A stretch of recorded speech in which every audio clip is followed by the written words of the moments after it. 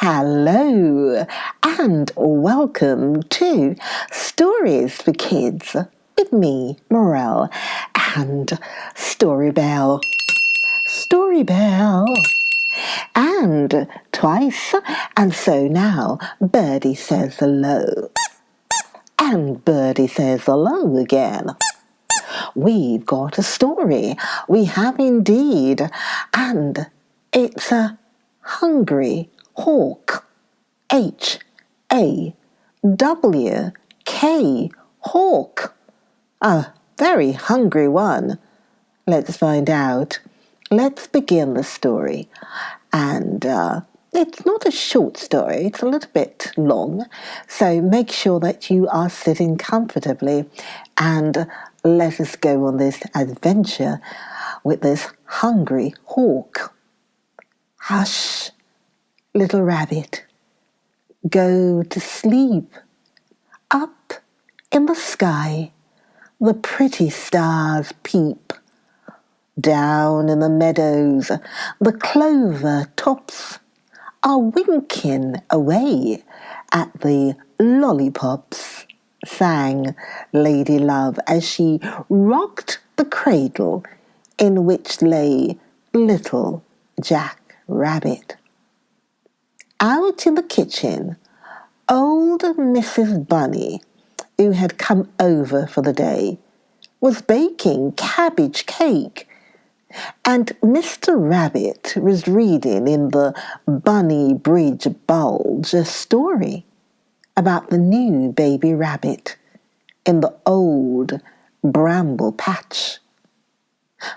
"Look, Mother," cried the proud rabbit father, turning the paper towards the good Lady Bunny. "Well, I declare," she exclaimed, "there's his picture as sure as I'm a grandmother, and you're my son." "Yes, sir." On the front page was the picture of little Jack Rabbit, and underneath, in big purple letters, it read, "A new arrival at the old bramble patch. Lady Love has a baby boy bunny. Carrot City, Bunny Bridge, Lettuce Mere, and Turnip City papers, please copy." "Oh, it makes me as proud as a peacock to see it in the paper," laughed Mr. Rabbit. "And to think that little Jack Rabbit will soon be old enough to hop about the sunny meadow and through the shady forest." Just then, in came Timmy Meadowhouse to see the new little bunny boy. "Little Jack Rabbit is asleep," explained his careful father. "Why didn't you come earlier this afternoon?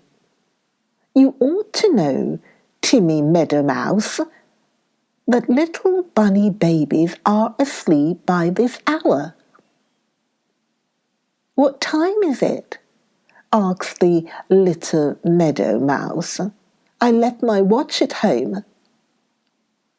"It's 6 o'clock, and Merry Sun is hiding behind a tree.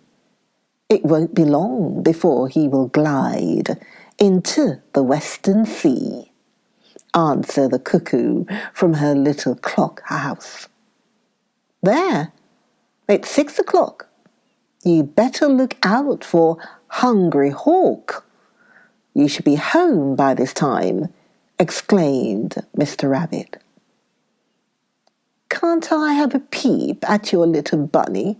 asked the tiny Meadow Mouse, holding his cap in his left paw as he turned the brass doorknob. "I want to tell the Sunny Meadow people I've seen him." "Oh, come along, then, on your tiptoes," answered Mr. Rabbit. leading the little meadow mouse to the bedroom, where the bunny baby lay sound asleep. "Shh," whispered Lady Love from the rocking chair close by, as Timmy Meadow Mouse stood on his hind legs to peep into the cradle. "He'll be running about in a day or two," chuckled Mr. Rabbit, as he said good night to Timmy Meadow Mouse. "He'll be out with Uncle Lucky in no time." And that's just what happened a few weeks later, when Uncle Lucky, hopping out of his Lucky Mobile and into the old bramble patch, shouted, "Where's that grandson of mine?" "He's over at the barnyard, talking to old Sism," answered Mr. Rabbit from the front porch. "Please call him home," begged anxious Lady Love. "Have you polished the doorknob clean and bright, and brought in the kindling wood? I think I hear the canary bird crying for breakfast food," she said, as her bunny boy hopped up to the kitchen door. "Oh dear," answered the truthful little rabbit. "I forgot all about her. But I filled the woodbox and polished the doorknob, Mother dear." "Give me the watering can," said the kind old red rooster. "You attend to little Miss Canary. She's a pretty little fellow in her feather dress of yellow, and she sings so clear and sweet from her tiny wooden seat." "My, where did you learn to talk in poetry?" asked the bunny boy, handling over the big green watering pot. "I'll tell you some day when I have more time," replied the old red rooster. "Now, mind your mother, hop along and feed the little birdie." Away went the bunny boy, clippity-click, lippity-lip, to give the pretty canary her breakfast. After which she stood tiptoe on the edge of the porcelain drinking cup, tilting back her head to let the drops of water trickle down her feather-ruffled throat.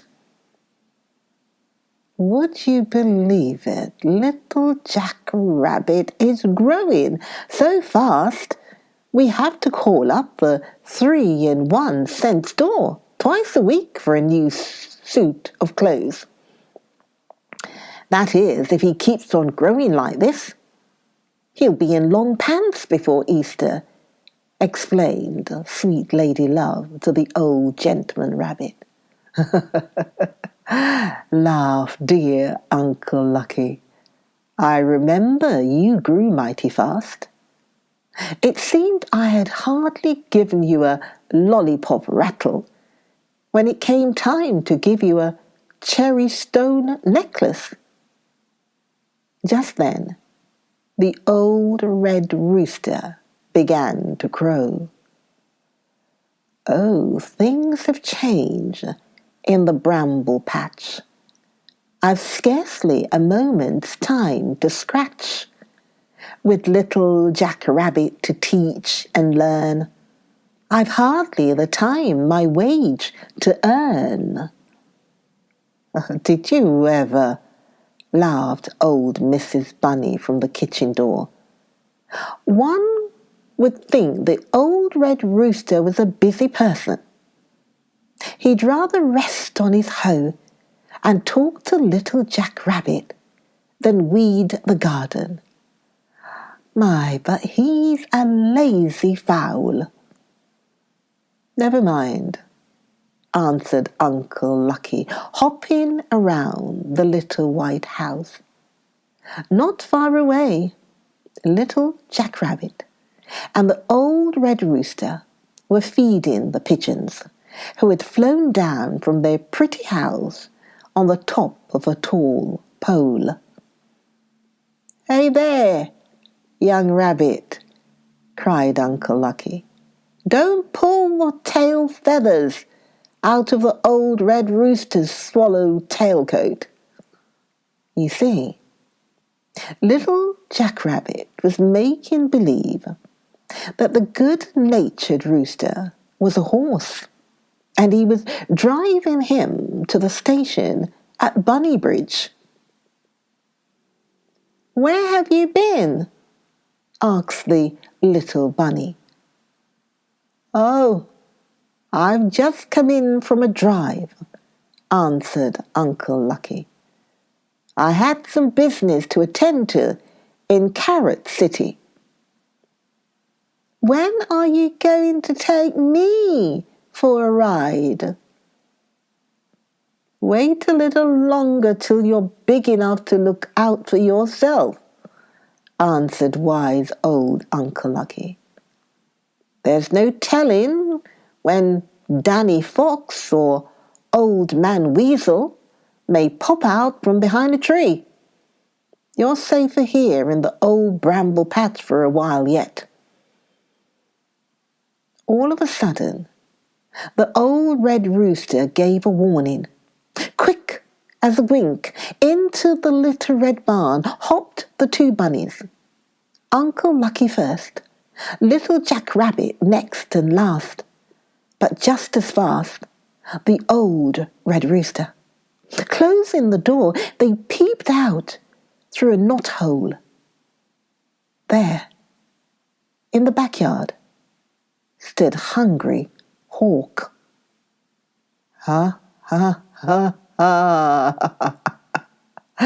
cried Hungry Hawk as he flew at the door with a dreadful squawk. "This little red barn's a pretty good place for rabbits to hide from my grinning face." And hopping around the barn, that old robber bird peeked in through every crack. By and by, he came to quite a large knothole. Oh dear me, yes, it was big enough for his head. And then it seemed almost large enough for his body. "Oh goodness gracious me bus!" exclaimed anxious Uncle Lucky. "I'm afraid that old bird will squeeze in." "Wait a minute, hold your breath, don't you sneeze or titter. I'll show you that dreadful robber bird that I'm home run hitter," whispered the old red rooster. And the next minute, he had crept over on his tiptoes to the tool closet for the big, heavy wooden mallet. Hungry Hawk didn't notice the old red rooster. No, sir. No, ma'am. He was too busy pushing and shoving and pushing. He surely thought that pretty soon, he'd be in the barn, feasting on 2 nice rabbits and maybe a fat rooster. How he did squirm and twist and squirm. Oh dear me. I hope he doesn't get both his wings through the knothole before the old red rooster can swing the big wooden mallet.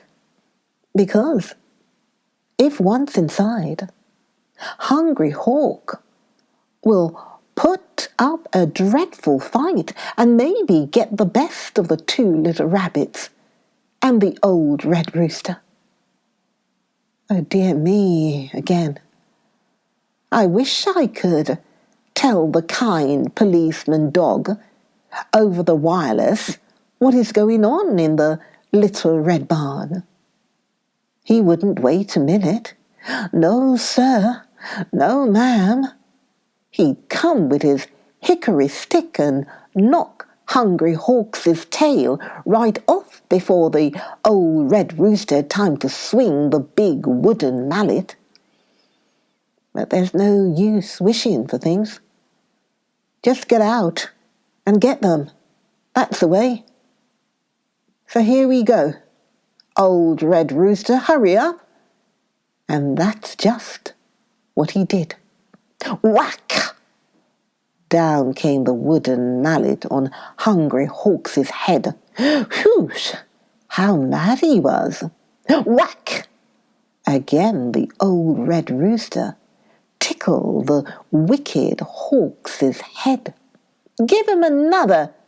Shouted Uncle Lucky, hiding little Jack Rabbit behind his coattails. Hit him again, and 3 times more. Now, let me see.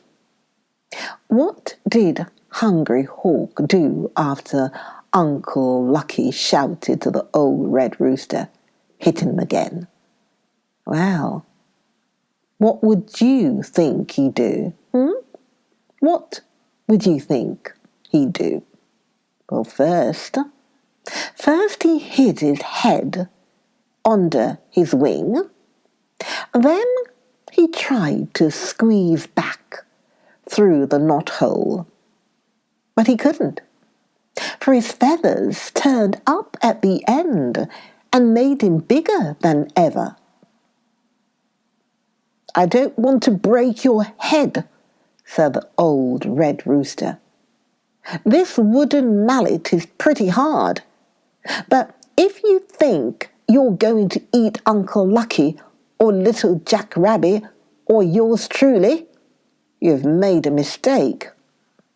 Or you bet you have, exclaimed Uncle Lucky.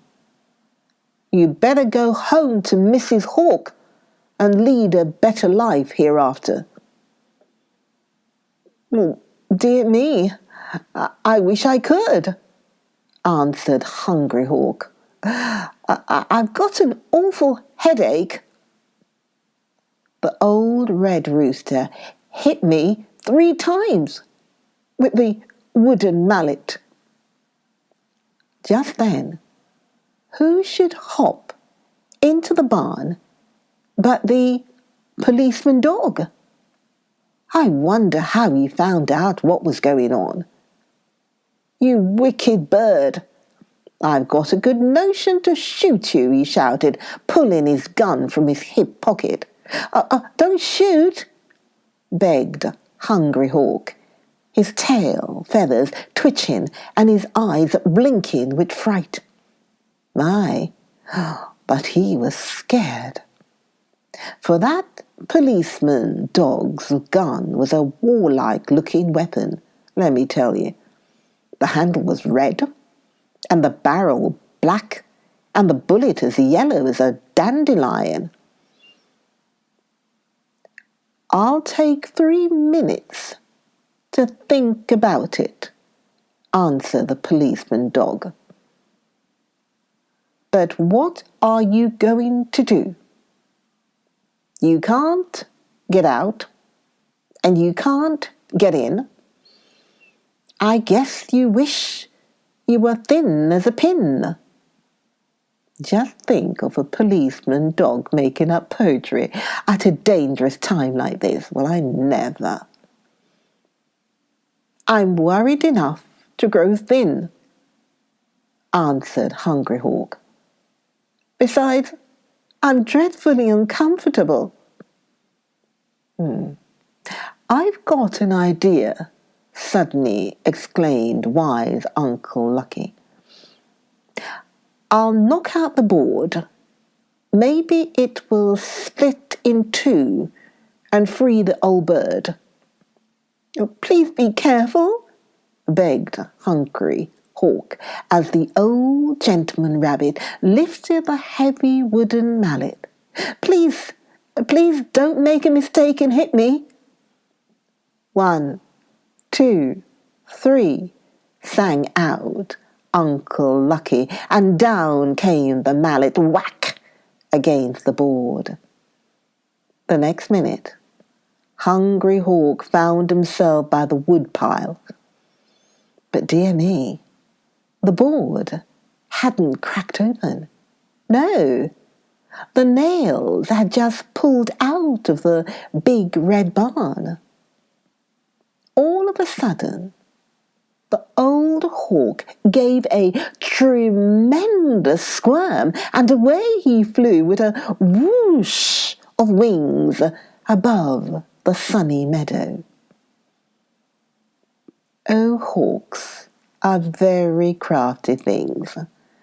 They fly about on silent wings, and if perchance a little rabbit is heedless of a watchful habit, he'll find too late some sunny morning he should have followed mother's warning.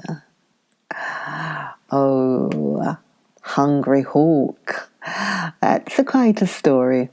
And why don't you try? You could try, my dear listeners, children, you could try to write a poem, couldn't you? Yes, as you listen, maybe try to write a poem about the Hungry Hawk.